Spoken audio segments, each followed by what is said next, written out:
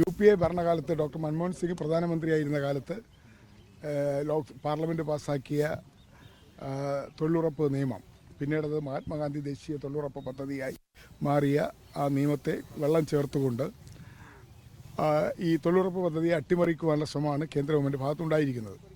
അതിൻ്റെ ഭാഗമായിട്ടാണ് ഇപ്പോൾ പാർലമെൻറ്റിൽ ഒരു ബില്ല് അവതരിപ്പിച്ചിരിക്കുന്നത്. ഈ ബില്ലിൽ പറയുന്ന കാര്യങ്ങൾ തൊഴിലാളി വിരുദ്ധമാണ്. മൻരേഗ എന്ന് പറയുന്ന തൊഴിലുറപ്പ് പദ്ധതിയുടെ അന്തസ്സത്തയ്ക്ക് തന്നെ ഭീഷണിയായ നിയമങ്ങളാണ്, വകുപ്പുകളാണ് കൊണ്ടുവന്നിട്ടുള്ളത്. 125 ദിവസം തൊഴിൽ നൽകുമെന്ന് പറയുന്നു എങ്കിൽ പോലും തൊഴിൽ മേഖലകൾ, ഇപ്പോൾ ചെയ്തുകൊണ്ടിരിക്കുന്ന തൊഴിൽ മേഖലകളിൽ പലതും വെട്ടിക്കുറച്ചിരിക്കുകയാണ്. അത് ഇപ്പോൾ ഏതൊക്കെ തൊഴിൽ മേഖലയിൽ തൊഴിൽ ചെയ്യാം, മൻരേഗ നടപ്പാക്കാമെന്നുള്ളത് വളരെ വ്യക്തമാണ്. അതിന് പകുതിയായി തന്നെ വെട്ടിക്കുറച്ചിരിക്കുകയാണ്. അതിനർത്ഥം തൊഴിലവസരങ്ങൾ നഷ്ടപ്പെടുമെന്നുള്ളതാണ്. മറ്റൊന്ന്, ഈ നിയമത്തിൽ പറയുന്നത് എന്താണ്, സംസ്ഥാന ഗവൺമെൻറ് കൂടി ഈ ബാധ്യത ഏറ്റെടുക്കണം. അല്ലെങ്കിൽ തൊഴിലുറപ്പ് തൊഴിലാളികൾ കൊടുക്കുന്ന വേതനം അതിൻ്റെ 40% സംസ്ഥാന ഗവൺമെൻറ്റുകൾ കൂടി വഹിക്കണമെന്നുള്ളതാണ്. നമുക്ക് കേരളത്തിലെ സ്ഥിതി അറിയാം.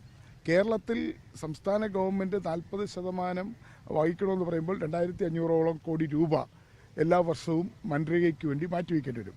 കേരളം പോലെ സാമ്പത്തിക ബുദ്ധിമുട്ട് അനുഭവിക്കുന്ന ഒരു സംസ്ഥാനത്ത് 2500 കോടി രൂപ വർഷം തോറും മൻരേഗയ്ക്ക് മാറ്റിവെക്കുക എന്ന് പറയുന്നത് വളരെയധികം പ്രയാസമുള്ള കാര്യമാണ്.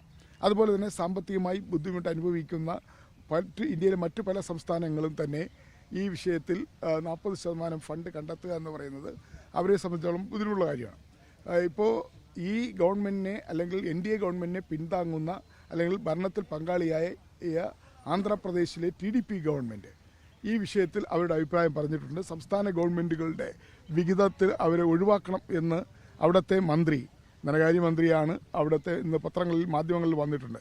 അപ്പോൾ NDA ഗവൺമെൻറ്റിൽ പങ്കാളിയായിട്ടുള്ള പ്രധാനപ്പെട്ട ഘടകകക്ഷിയായ തെലുങ്ക് ദേശം എന്ന് വളരെ വ്യക്തമായി പറഞ്ഞിട്ടുണ്ട് സംസ്ഥാന ഗവൺമെൻറ് മേൽ ബാധ്യത ഏൽപ്പിക്കുന്നത് എന്ന് അത് മാറ്റണം എന്നാണ് പറഞ്ഞത്.